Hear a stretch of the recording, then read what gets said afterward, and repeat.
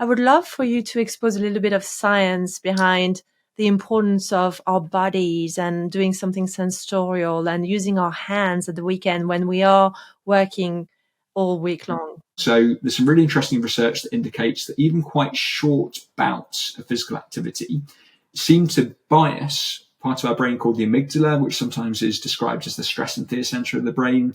It biases that part of the brain towards feelings of happiness and away from fear. And there's other really complementary evidence that describes the really wide-ranging benefits of physical activity and exercise.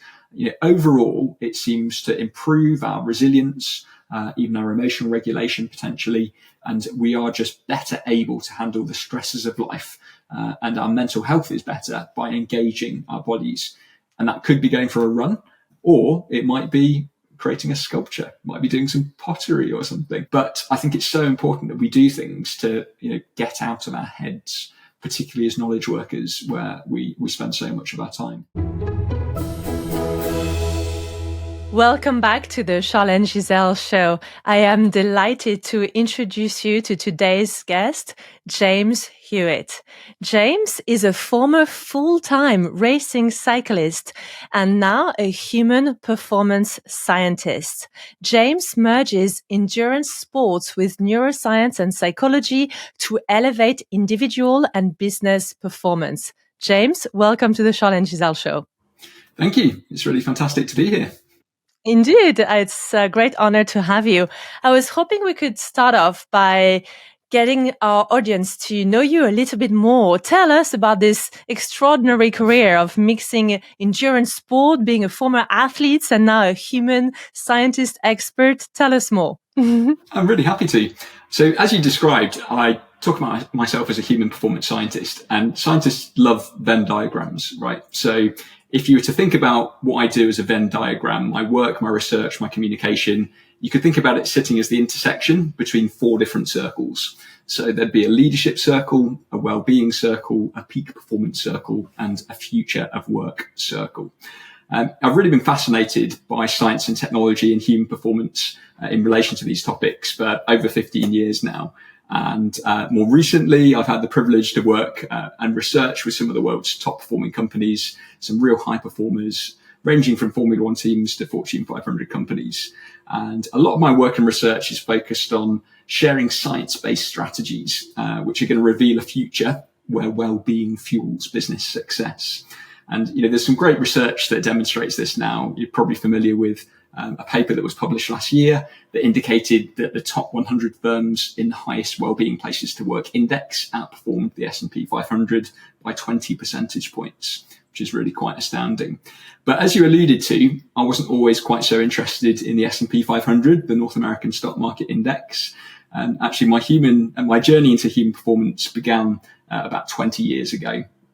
And at that time, I was a young racing cyclist. I'd recently moved to the south of France to race full time and pursue this dream of becoming a professional cyclist.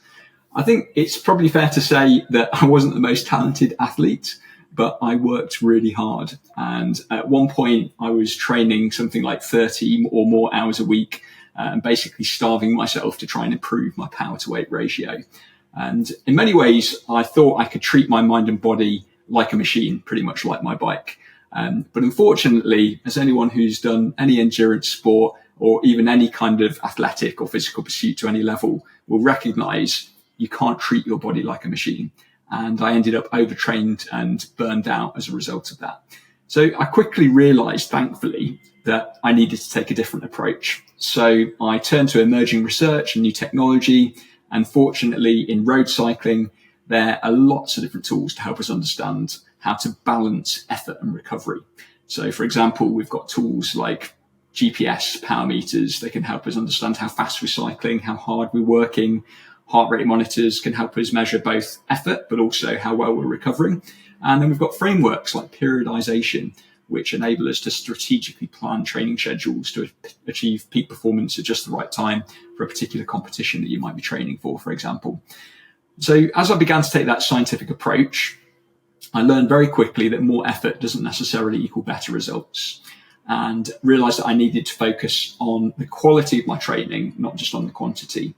But perhaps most importantly, I learned a lesson during that time that I think applies equally well to humans generally, humans not just in a sporting context, but also in the workplace and perhaps more broadly in life too.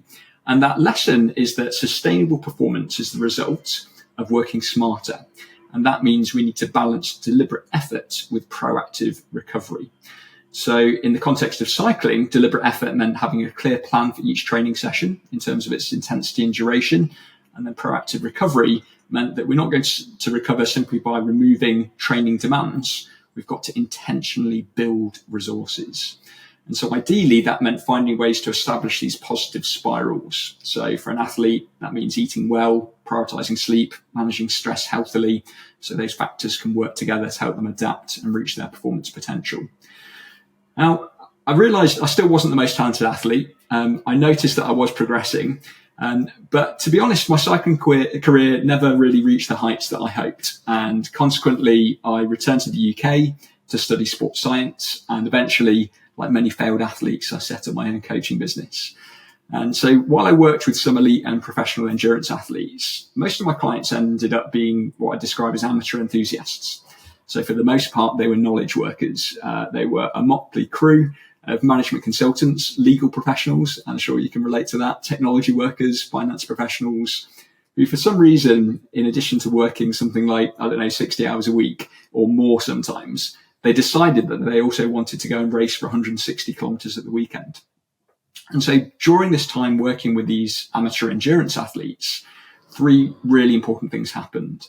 First, I became fascinated with their working lives because I realized that if I couldn't account for the effort associated with their cognitive work, I couldn't plan their physical training effectively. Secondly, I saw this opportunity to apply some of the same models I'd used as a sports scientist and as a coach to measure the relationship between effort and recovery in knowledge work, perhaps in a similar way that I was approaching measuring effort and recovery in physical work, in physical training. And finally, I had what felt like a revelation at the time when I realized that I could conceptualize knowledge work, that's work where we think for a living, as a cognitive endurance activity in a similar way that I thought about cycling as a physical endurance activity. And that fundamentally this balance between deliberate effort and proactive recovery was what would support sustainable performance for both sports people and business people. And so that was quite a long story, but hopefully it gives you a bit of a sense of how, kind of 19-year-old who went to try and become a professional cyclist ended up primarily working with knowledge workers and researching knowledge work in some of those contexts that I described. I think it's a great story, and I'm so grateful you shared it. And I particularly enjoy how you mention realizing that there is a huge recovery deficit Absolutely. in knowledge workers or professional service providers.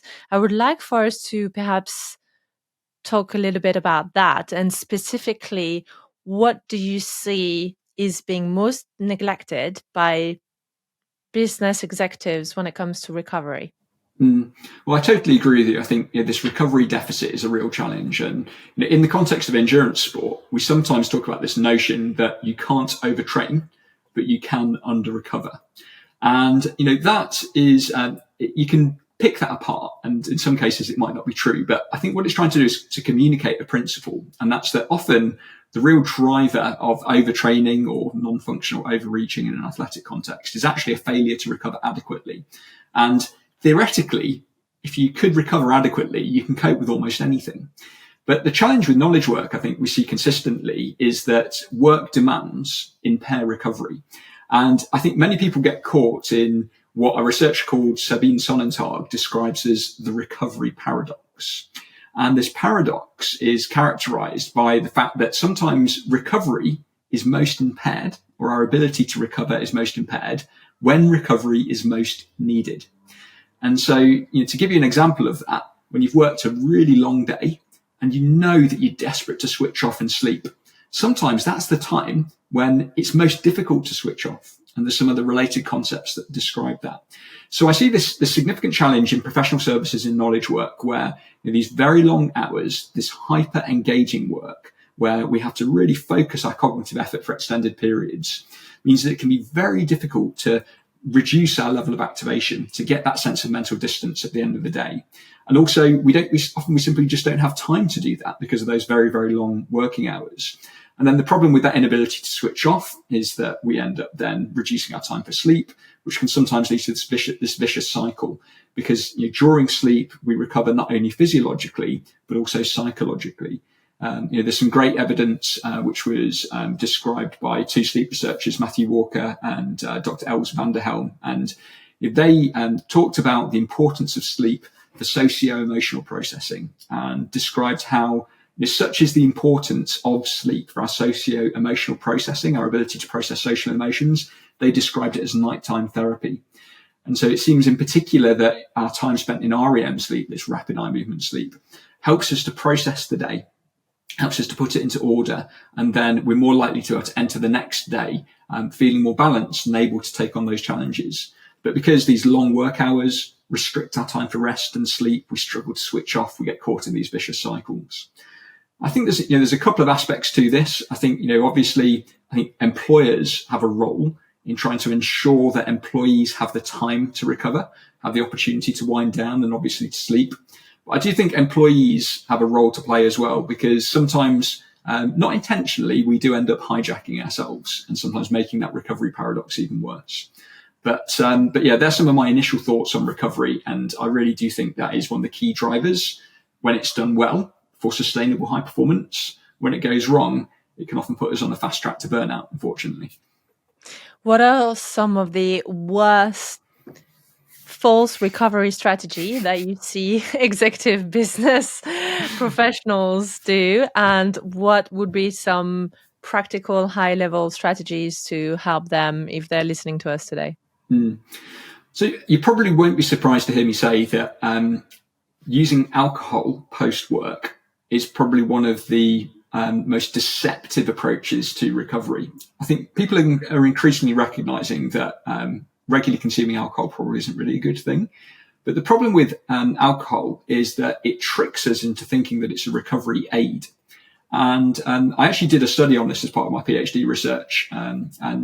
Because unfortunately, knowledge workers, people in professional services, they do seem to consume more alcohol than other groups. Than other people who are, the same gender and age, for example. And I think there's a number of reasons for this. And one is that on a surface level, alcohol can seem like almost the ideal substance for stressed knowledge workers. The reason being that, as I mentioned, we often find it quite difficult to switch off from work. And it seems that when we consume alcohol, it can provide this accelerated sense of mental distance because it has this kind of sedative effect. But alcohol also has this biphasic effect. And so when blood alcohol concentration is increasing in our bloodstream, it actually acts as a stimulant. And that stimulating effect can actually acutely, in the short term, boost our positive mood. So if you're feeling like, you've had a long day, you're feeling a bit down, you're looking for a boost, the happy hour is perhaps called happy for a reason, because people have a drink, they get that positive mood. And then the biphasic effect means that when the alcohol concentration starts to decrease, it has this depressing effect, this sedative effect. But initially, we actually experience that as feeling more relaxed, experiencing that sense of distance, that mental distance. Even there can be, short term at least, a reduction in anxiety, in negative stress. So on one level, alcohol seems like it helps recovery. The other thing that it does is it can actually reduce the time it takes to get to sleep. So I'm English, as you probably guessed, and in England, this notion of a nightcap is really just a kind of an integral part of English culture. Yes. And some of that is based on this experience that people notice that when they consume alcohol before bed, it reduces the time it takes to get to sleep. And evidence supports that. It also indicates that it might actually increase the amount of deep sleep that we get initially. However, that decreased what we call sleep latency, time it takes to get to sleep, and slight increase in deep sleep is completely offset in terms of its benefits by massively disrupted sleep later on. So physiological recovery during sleep is totally messed up. And to give you an example of that, even a single glass of wine can reduce physiological recovery by about 10%. And unfortunately, alcohol doesn't restore us during sleep; it sedates us, so we don't get any of those physiological recovery benefits. So I think one of the most harmful things that many knowledge workers do is to use alcohol as a means to recover, because even though in the short term it feels like it helps, it's really not. There's another phenomenon as well. Sorry, go on. Did you have a question? Oh, no. I would love to actually expand that conversation on alcohol because, well, A, I'm French. And B, I know you lived in France for over a decade. So I also want to bring that conversation to a place of let's get real, right? I want to really pick your brain here as you are an expert on this topic. Is there a safe dose? How can we enjoy an occasional glass of wine or champagne and do it safely? Is there such a thing? I think that's a really good question. And it seems like there's this huge movement in what I describe as the well-being space towards what I would perhaps uncharitably describe as Puritanism. So, there's this kind of new wave of Puritanism that is advocating avoiding all alcohol and this clean living movement. And people often share evidence, good evidence actually, that would indicate that there is no safe dose of alcohol, i.e. any amount of alcohol would increase our risk of negative outcomes associated with alcohol consumption, of which unfortunately there are many. However, I think that view, in my opinion, is perhaps not one that everyone would benefit from adopting. And I think there's a number of reasons for this. I think the reality is that I think even though that statement is true, that there's no safe amount of alcohol, the reality is that we choose to expose ourselves to increased risk of negative outcomes all the time, either consciously or unconsciously. So, for example, every time I get in my car, I'm exposing myself to risk. I could choose not to do that and my risk would be lower, but it's not really practical. Also, if I choose to go on a plane somewhere, I am actually exposing myself to a greater amount of radiation associated with that. I would be better not to do that. We're constantly making, either consciously or unconsciously, kind of cost-benefit decisions in terms of the way that we live our life. And in my view, I think my approach to alcohol consumption is that I think it's really helpful that people are becoming more aware of the potential downsides associated with alcohol consumption. But I think people just need to make a decision about whether for them, the benefits associated with that alcohol consumption outweigh the potential risks in a similar way that we make those decisions all the time in other contexts. So, for example, there's some really good evidence that shows that social relationships and having good social relationships might be as protective as physical activity in terms of our long-term health.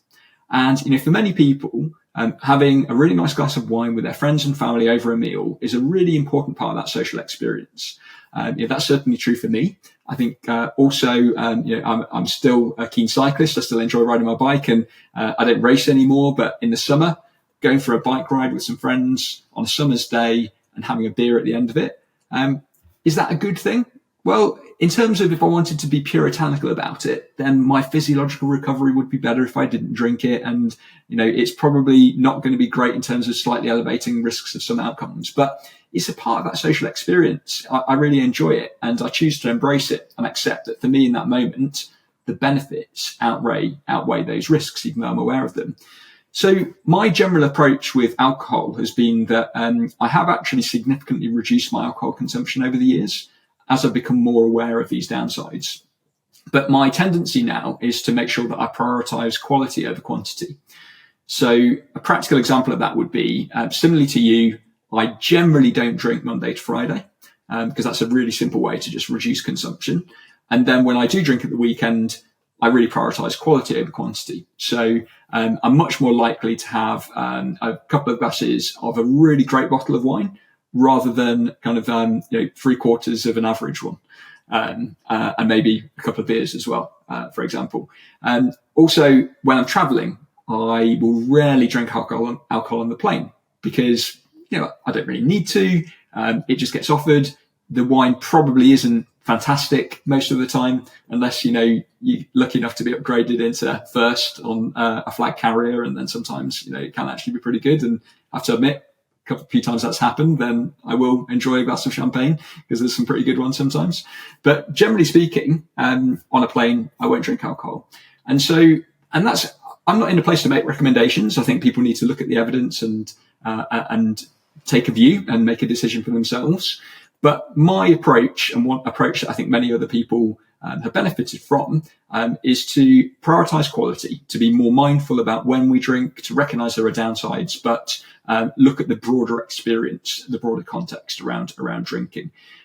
Because I think the problem is that, you know, if we were to live according to some of these, what I describe, as I said, as puritanical recommendations and protocols, you know, we'd all be waking up at 5 a.m., drinking our kale shake, meditating, doing some kind of yogic exercise, you know, all before anyone else had even got out of bed.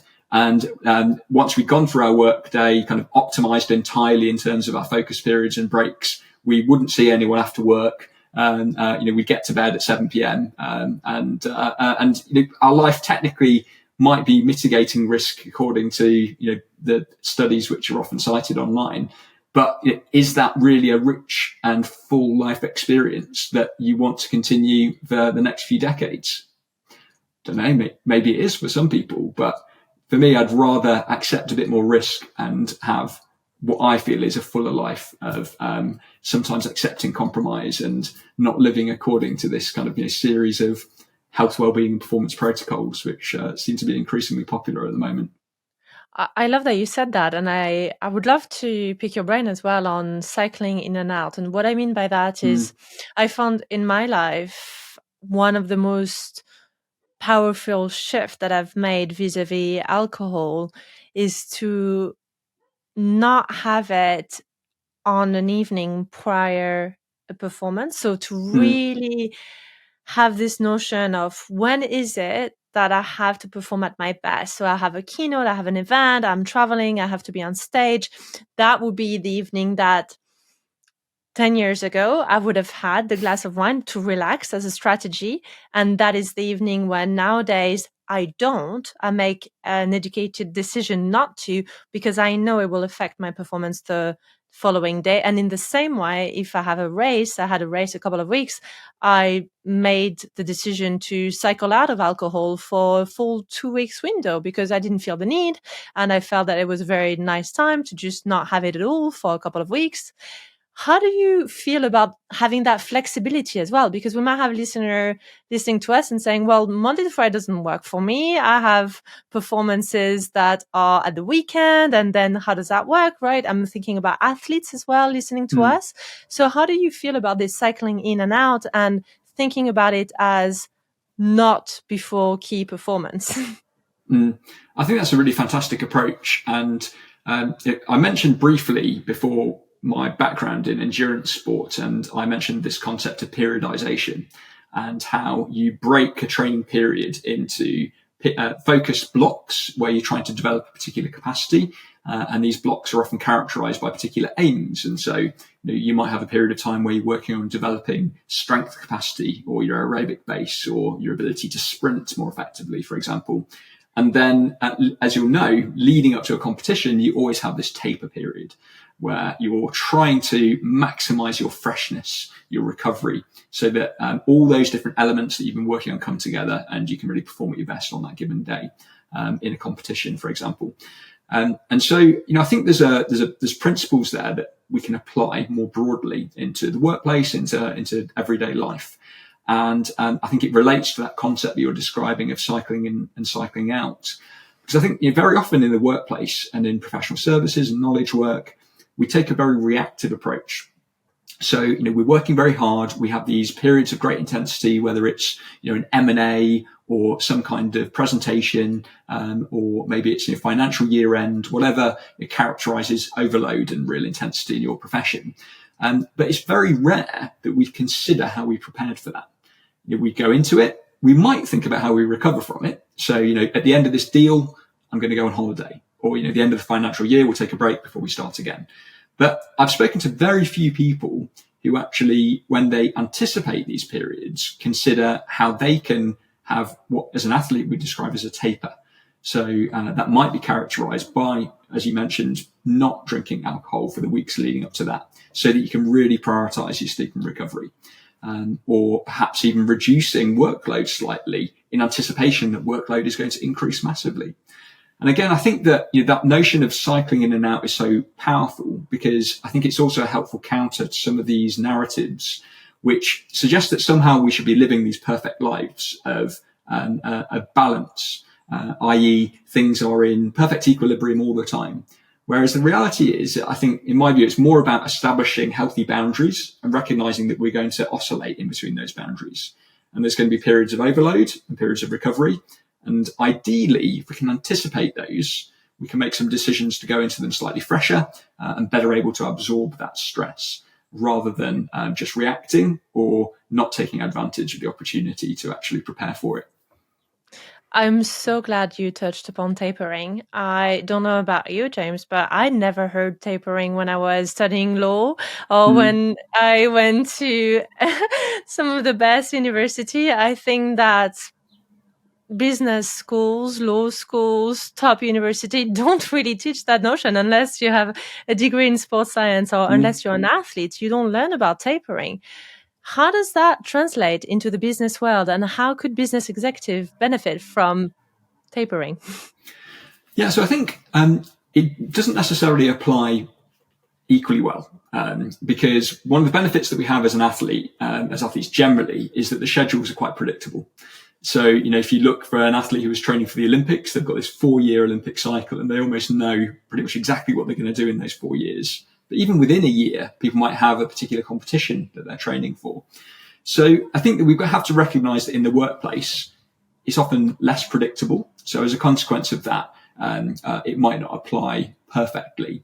However, there's this underlying principle that we would benefit by anticipating periods of very high demand and proactively reducing our load leading up to those periods of real overload. And so I think that the simplest application of that for a knowledge worker, for someone in the workplace, would be to take a step back and look at their year ahead and see whether there are certain periods that they might be able to anticipate that they're going to be in a state of overload. So as I mentioned, in financial services, that might be where, there's particular transactions that you're preparing for or you're starting to work on, and you recognize there's going to be an incredibly intense period in that transaction, often towards the end of it. In other financial services or other businesses, it might be around intensity around the financial year end. For people in sales roles, it might be towards the end of quarters, perhaps. But to look at your calendar and recognize, and almost, I often get people sometimes to print it out, and in a workshop, we'll actually mark on it and see what rhythms can we identify and anticipate. And then rather than just thinking about the holiday that you take after that period of overload, try and look at ways that you can proactively not just reduce demands, but really invest time in doing some things that are going to restore your energy before you go into those demanding periods. Because again, I think that sometimes one of the mistakes that I see people make when it comes to recovery, both athletically and in the workplace, is that we fixate on recovery in the context of reducing demands, rather than looking at recovery as something that we can do proactively. So actually doing things that restore us.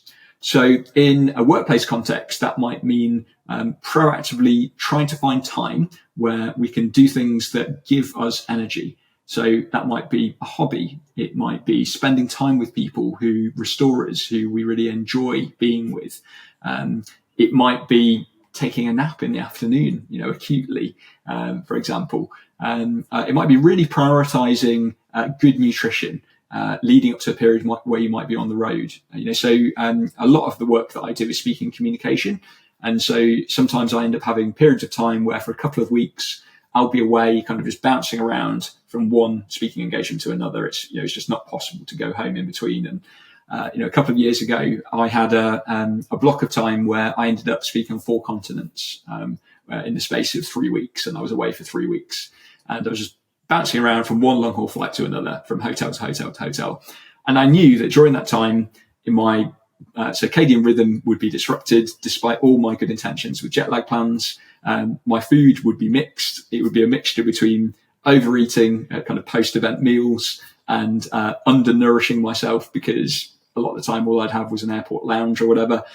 And so leading up to that, I recognized that I really would benefit from focusing on good nutrition, good sleep, which in this case meant a really consistent sleep and wake time, exercising really consistently and well, so that I was as fit and as healthy and as recharged as possible going into this block of 3 weeks where inevitably my resources were going to be drained.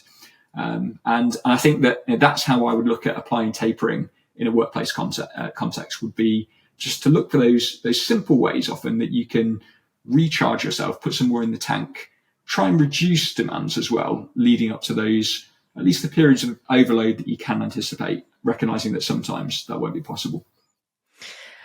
I would really love to touch upon this notion of proactive recovery as well, and that notion of self-responsibility, because very often when I work with busy professionals, there is a lot of, dare I say, blame towards the workload. Oh, I have no time, I'm so busy. But when I dive a little deeper and carry on a bit of an investigation into that person's life, what I often uncover is that a lot of the habits at the weekend have nothing to do with work or the organization they work for. They're personal choices that that individual is making that is actually making them profoundly exhausted on Monday morning.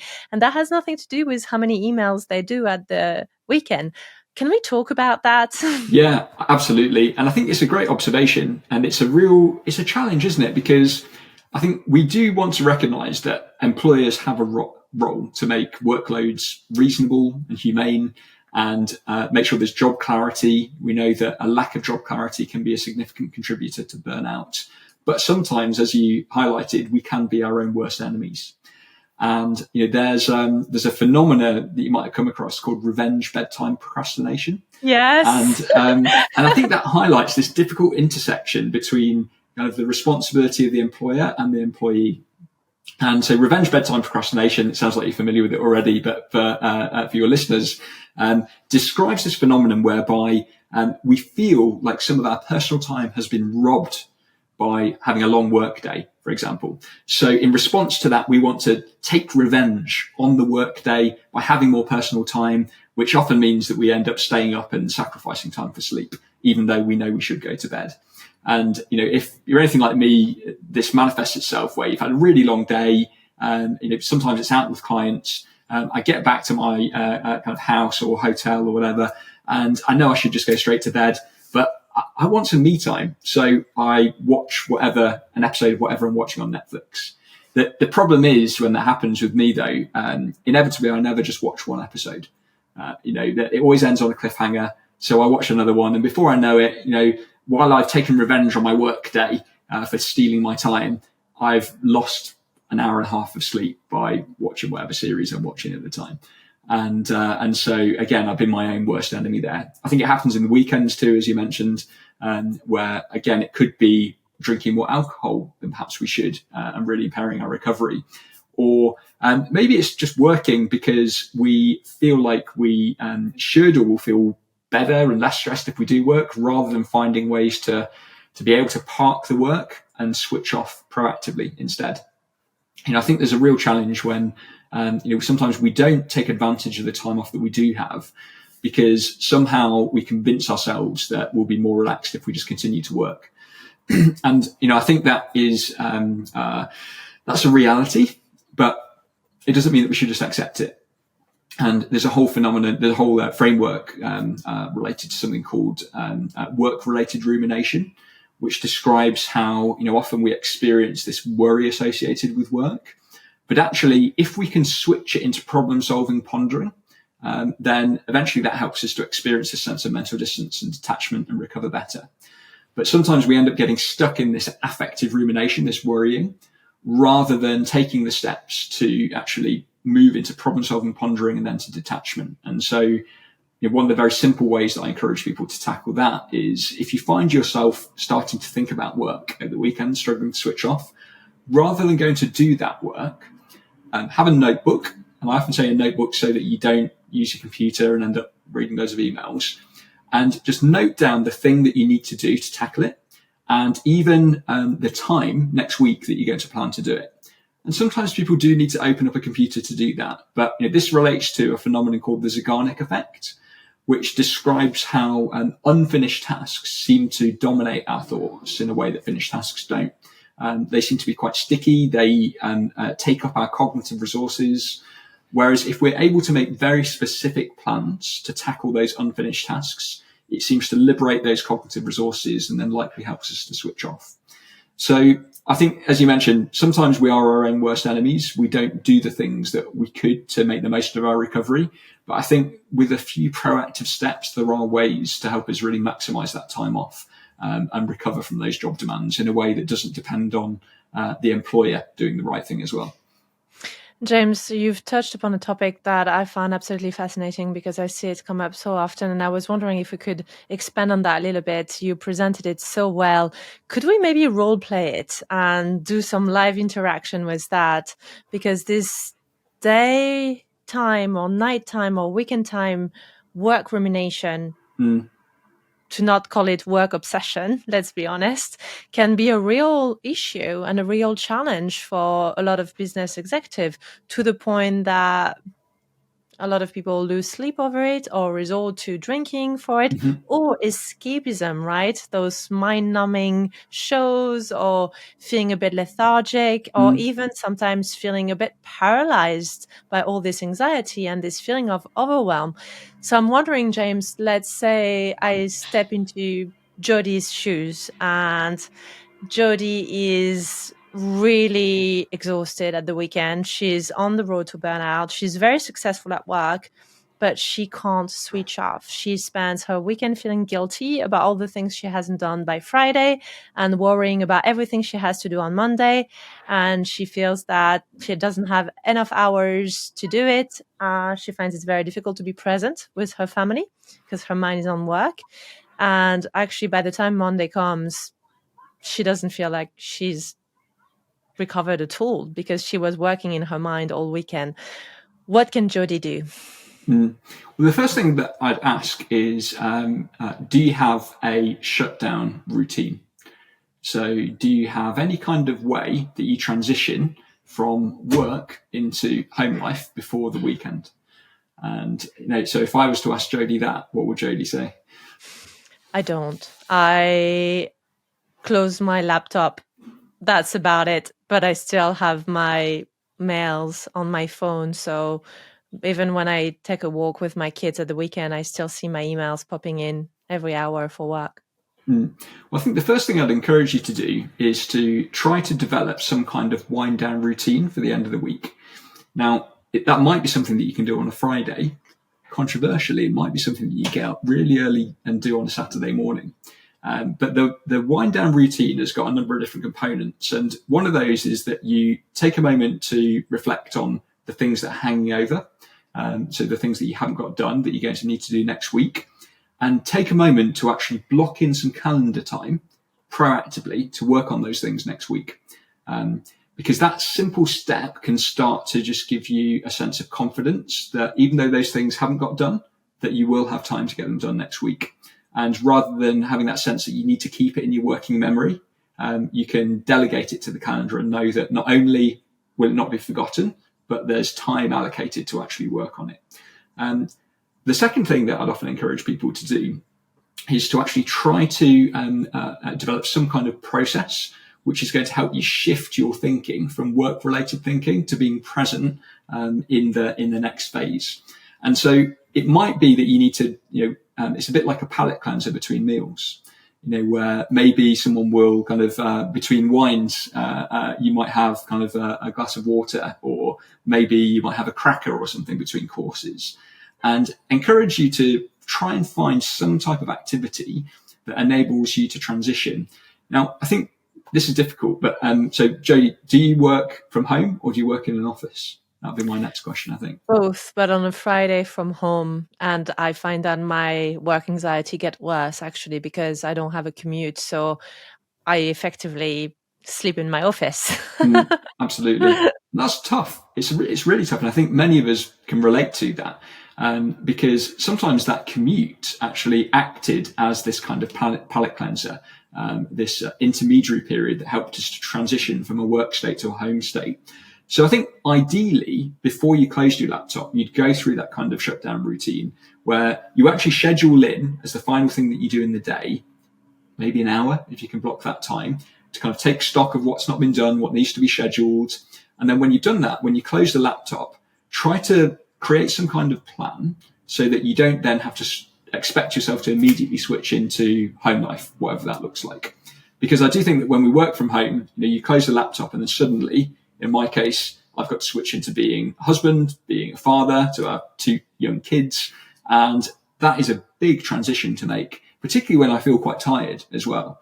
So often what I'll try to do is to create some kind of window where not only my mind starts to transition, but also I recharge a little bit. And so at home, that could be as simple as going for a walk. It might be doing a workout, for example, something for me. And if I don't have long, it might just be as simple as kind of reading something. It sounds a bit ridiculous, but sometimes I just watch some stupid, funny videos online for 10 minutes. There was some really interesting research that found that watching comedy videos for just 10 minutes significantly boosted recovery and productivity following that. They were videos designed to boost happiness. And for me, sometimes just finishing work and like watching something that makes me laugh is a really effective way for me to kind of boost my positive mood, feel a bit recharged, not take myself quite so seriously, and switch from this kind of James Hewitt work state into being a husband, being a father, being a friend, whatever the context might be for you. So I'd encourage you to find what that pathway looks like for you between the shutting of the laptop and then the shift into your kind of personal life outside of work. And they'd be my 2 initial tips. I don't know how those resonate with you, but that'd be my starting they're point. so useful, James. Could I continue to ask you one more question? Sure, go ahead. Because those really resonated with me. I feel really odd at the weekend, James, because I would characterize myself as very performant at work, very ambitious, very driven, very much work, go-getter. But at weekends, I would almost describe myself as lazy. I don't want to do anything. I have this fancy gym membership and I don't go. I have this wonderful sauna and steam room that my husband gave me for Christmas as a wonderful self-care gift, and I don't use it. I just want to do nothing because I'm completely depleted, and I'm never lazy at work, but I'm lazy at the weekend. How can I be both lazy and go-getter at once? Yeah, well, I think I'd probably start by maybe encouraging you to reflect on whether what you're describing is laziness or something else. Because I think that lazy is a very loaded word. And I think often for many of us who would probably describe ourselves as high performers, as you said, there's a very strong value placed on work, and not just work, but generating value. And very often, I think that we feel that our worth, our value as a person, is inherently linked with our work and the value that we feel we create in the world.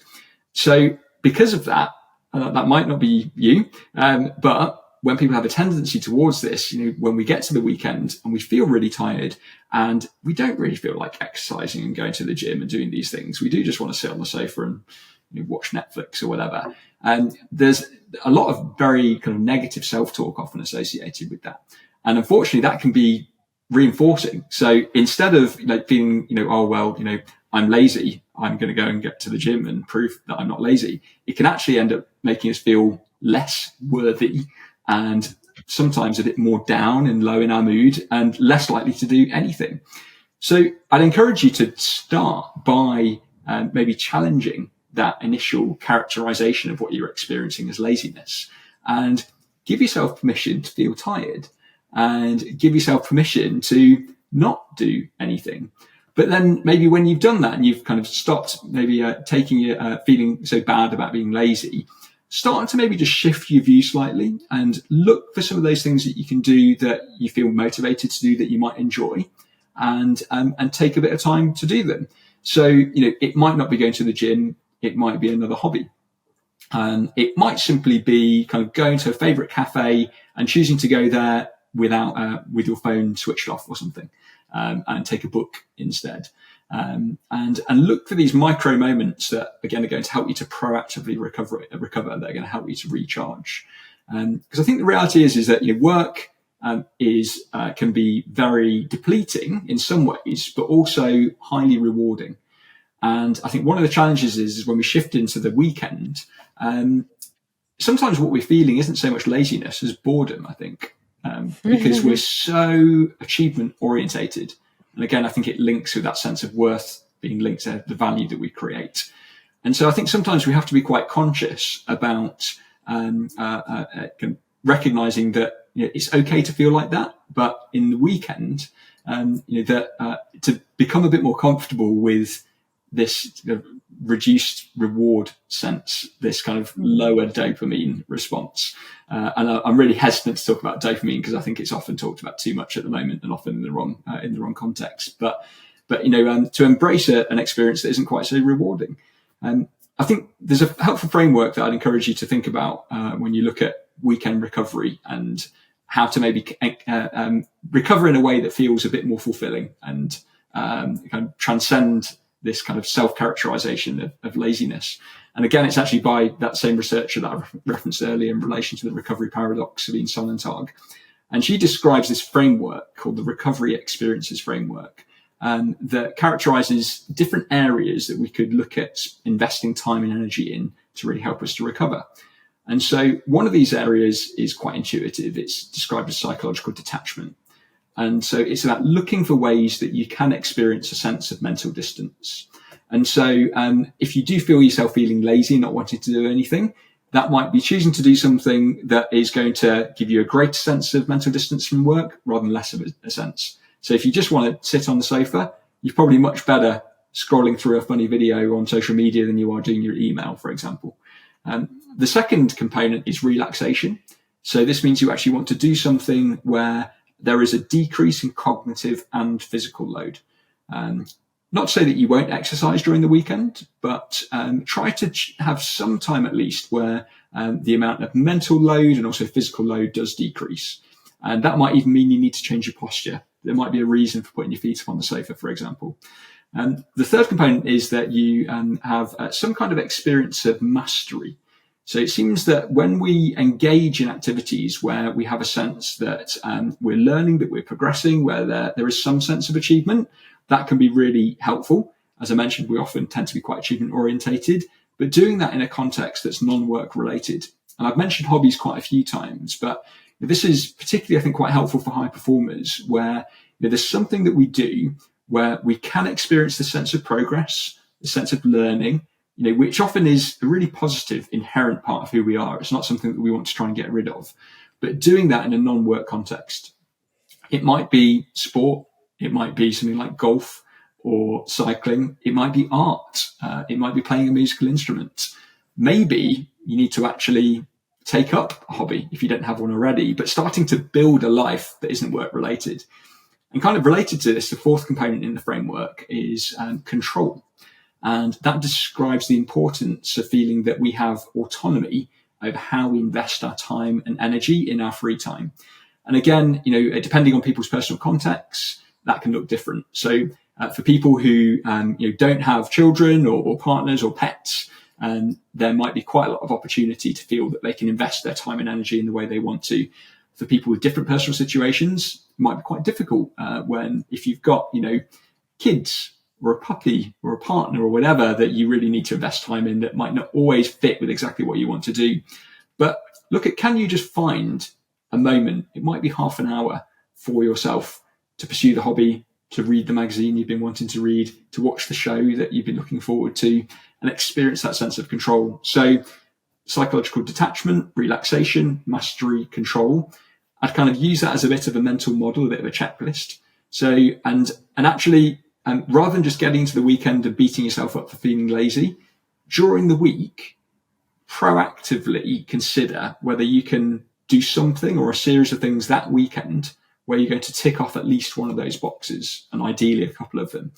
And people often find that, again, being high performers, sometimes we need to have a plan for our time off. Even if that plan is to do nothing, even if that plan is to sit on the sofa. And people sometimes find that if they recharacterize the laziness as a natural response to needing recovery and proactively plan to spend some time not doing anything, characterizing it as relaxation and a decrease in cognitive and physical load, that it almost gives them permission then to do that that recovery and that kind of down regulation, which previously they maybe unnecessarily felt a little bit guilty about. I'm aware that was quite a long response, and if we were in a real coaching context, I wouldn't have talked for quite so long. But hopefully that gives you some ideas. Hugely helpful, James. I really appreciate it. And I'm sure that a lot of our audience can relate to how Jodie is feeling at the moment. It's a very human experience. And I really love what you mentioned about the importance of hobbies and stepping out of the role playing. I would love to pick your expert brain on what I notice to be almost pivotal in terms of helping burnt out high achiever feel more relaxed is to actually do things that involve their bodies and their hand. I know it may seem like such a basic advice, but for me, it's been transformational. So just speaking first about my own experience before I explain with some clients, one of the most healing things that I did for my burnout recovery is become a runner. It may seem so simple, but to go from, you know, measuring my worth according to intellectual achievement exclusively to understanding that my body could also be responsible for great achievements was a great source of pleasure, and actually completely shifted my mindset around what I perceive sports to be and how I nurture and fuel my body. And it helped me to overcome disassociation as well. I would love for you to expose a little bit of science behind the importance of our bodies and doing something sensorial and using our hands at the weekend when we are working as service providers all week long. It's such a fascinating topic, isn't it? And it's really great to hear that you had such a positive experience in your burnout recovery, with connecting with your physical self again. Because I think that, as knowledge workers, it can be a struggle because so much of our reality is in this very abstract realm, this digital realm, often, with our minds and with the digital tools that we use. And I think that it's one of the reasons why, I think sometimes we struggle with musculoskeletal disorders, because you can spend so much time sedentary in front of your computer on a call like this. And it's very easy to forget that we do have this physical self that, connects with the world. When you were sharing that and talking about, the importance of connecting physically, but also, the sensory aspect of this as well, it brought to mind some really interesting research related to art and art in stress resilience, actually.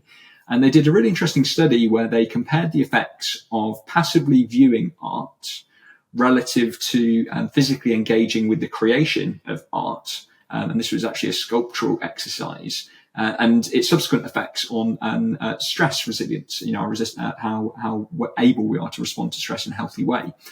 And they found that even though there's benefits with appreciating art, actually engaging with the creation of art, which did involve getting involved physically with their hands, actually was associated with greater benefits in terms of its effects on stress resilience and our ability to respond healthily to stress. So there is something really powerful about engaging physically. We see it in physical activity as well. So there's some really interesting research that indicates that even quite short bouts of physical activity seem to bias part of our brain called the amygdala, which sometimes is described as the stress and fear center of the brain. It biases that part of the brain towards feelings of happiness and away from fear. And there's all the really complementary evidence that describes the really wide-ranging benefits of physical activity and exercise. Overall, it seems to improve our resilience, even our emotional regulation potentially, and we are just better able to handle the stresses of life, and our mental health is better by engaging our bodies. And that could be going for a run, or it might be creating a sculpture, might be doing some pottery or something. But I think it's so important that we do things to get out of our heads, particularly as knowledge workers, where we spend so much of our time. And there's other studies I could describe as well, but they were just some of the initial ones that really came to mind when you shared that story.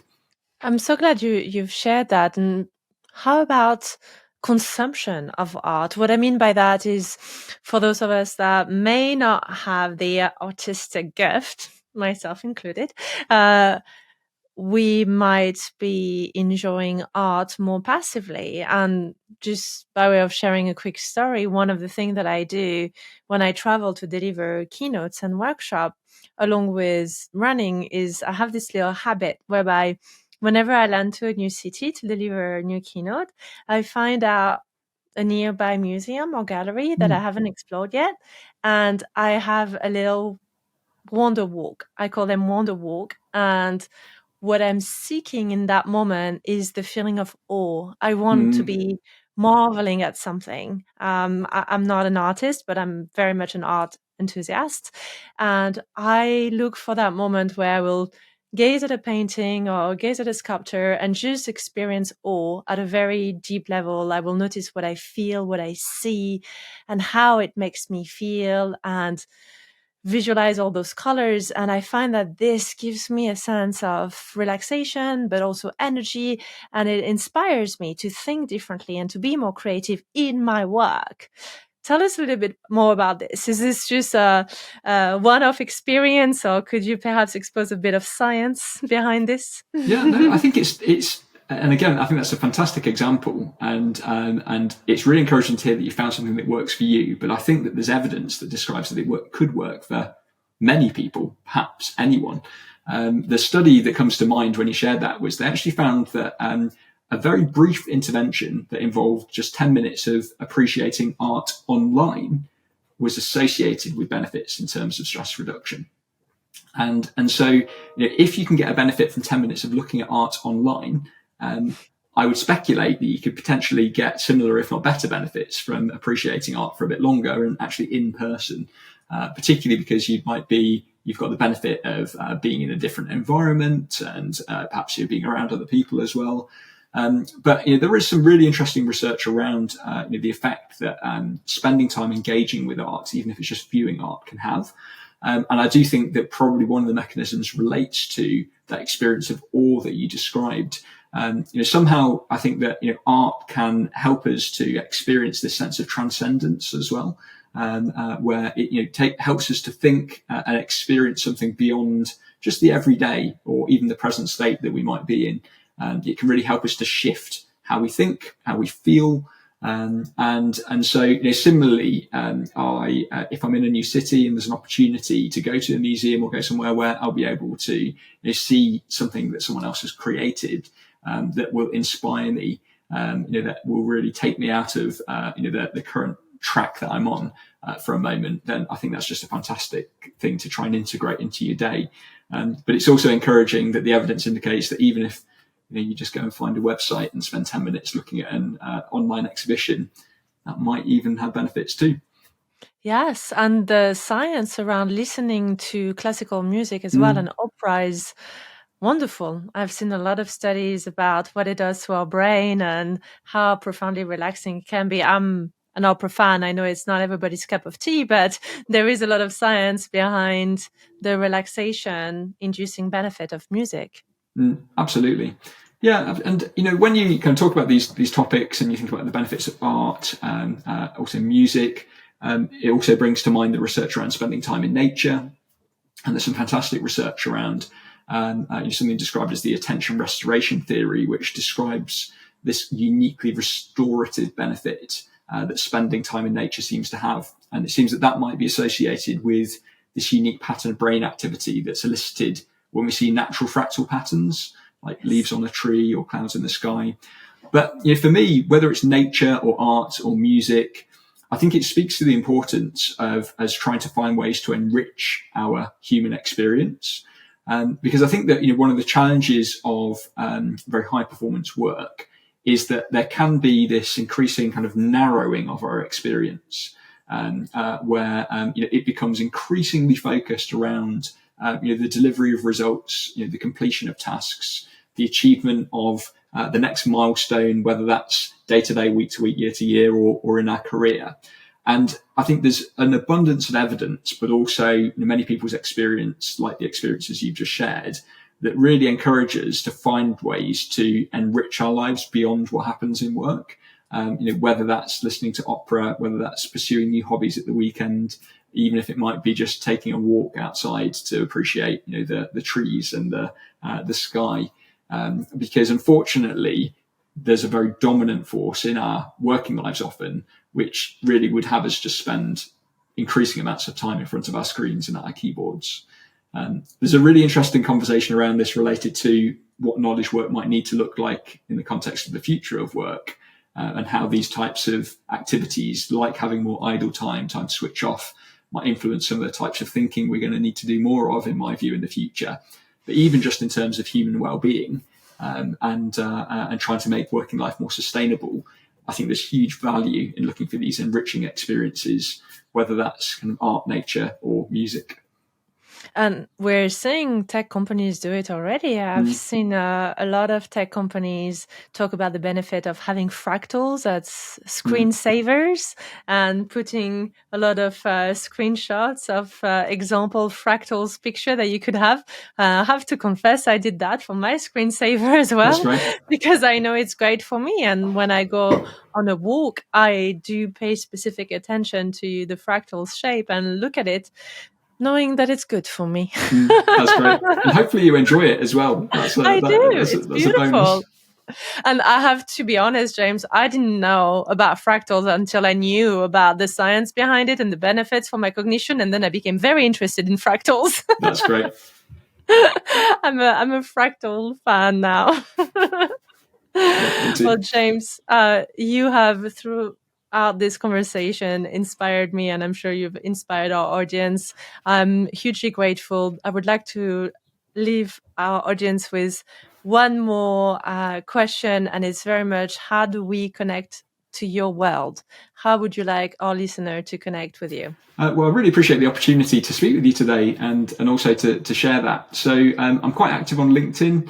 And so people can find me on LinkedIn if you just Google my name, James Hewitt. I'd welcome the opportunity to continue the conversation with you there.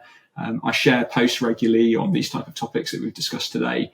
I also have a website, jameshewittperformance.com. And I've got a whole series of blogs there where you can dive a bit deeper on some of these topics. And either on LinkedIn or on my website, you can also sign up to my newsletter, where again, I'll share things that I've read, research that I've come across, thoughts that I might have had in relation to that. But feel free to connect with me on any of those channels, and would welcome the opportunity to hear your responses to what we've discussed today, any studies maybe you've come across, and hopefully we can carry on the conversation. Wonderful. I'll be sure to add all of this in the show notes. And thanks again, James, for a terrific conversation. I look forward to going on one of those wonder walks together, or perhaps visiting a gallery together to marvel at something. That sounds great. Take care, James. Thank you. Thank you for spending your time with me today and listening to this episode. Remember to subscribe so that you can receive weekly updates. And if today's message resonated with you, please remember to share it with a friend, a colleague, or a loved one who could really benefit from this episode.